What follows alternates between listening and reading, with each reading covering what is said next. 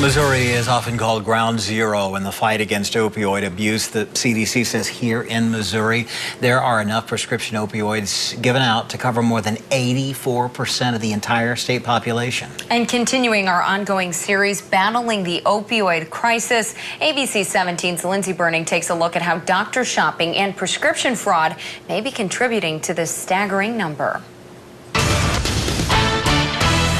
Missouri remains the only state in the country without a prescription drug monitoring program.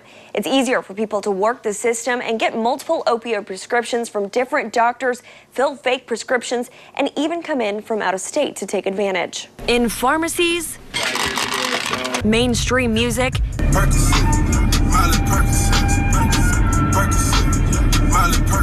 and national headlines. Tests confirm music legend Prince died after overdosing on prescription painkillers. Opioids have made their way into American culture, and abuse of the drugs is growing rapidly. Mid-Missouri is no exception. This recovering addict in Columbia, who asked that we not reveal his identity, says he started using opioids when he was 18 years old and took advantage of the loose laws. Where I found it all the time was low-income neighborhoods who found out that the prescription they got each month could get them the extra $1,000. And so now that they realize this, they're going to go around to different doctors with the same problem, seeing who's going to prescribe them what, in order to sell to some high school kid who's going to distribute it amongst the high schoolers. Missouri physicians say it's not uncommon that they suspect a patient may be doctor shopping. There certainly would be some red flags. Patient's been around to multiple physicians, but sometimes when that patient's been around to multiple physicians, they may have an underlying issue that was never adequately addressed. Dr. Carl Hake says when other states enacted prescription drug monitoring programs, he noticed an increase of patients coming to his own practice from those same states. When Florida really shut down a lot of their stuff, I all of a sudden saw, 10 days, 10 patients who just moved from Florida. Local pharmacies noticed a similar trend. Maybe they're a genuine prescription, but is it really the prescription you want to be filling when both your patient and your doctor are out of state?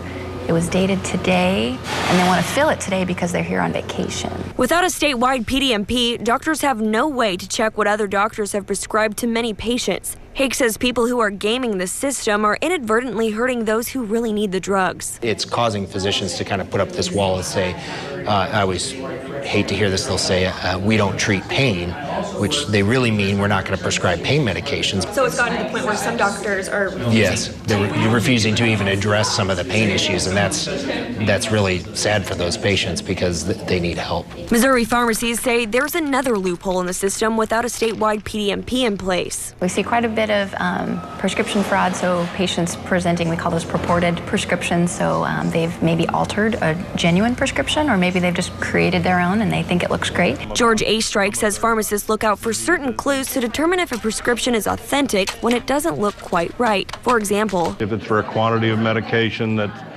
different than what you would expect, if it's the patient doesn't have any other history on file that would indicate that they need medication of that range, then that would be also a clue. If pharmacists are suspicious of prescription fraud, A. Strike says the best thing to do is contact the doctor or person who prescribed the medicine. If you can't contact anyone to validate it and you've got a significant suspicion, then you simply decline to fill the prescription.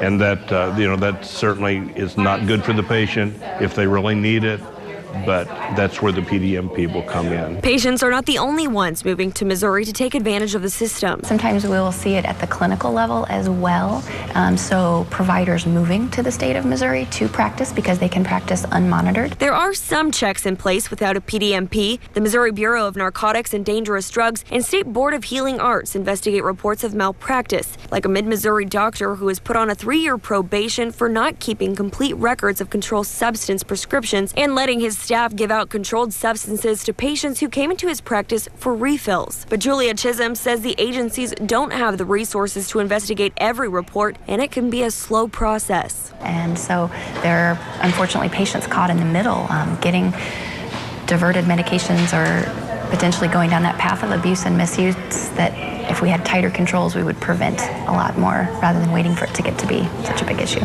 A lot doesn't get caught then. Yes. In the last 4 years, prescriptions of buprenorphine, a drug to treat addiction to prescription painkillers, has grown by 52%.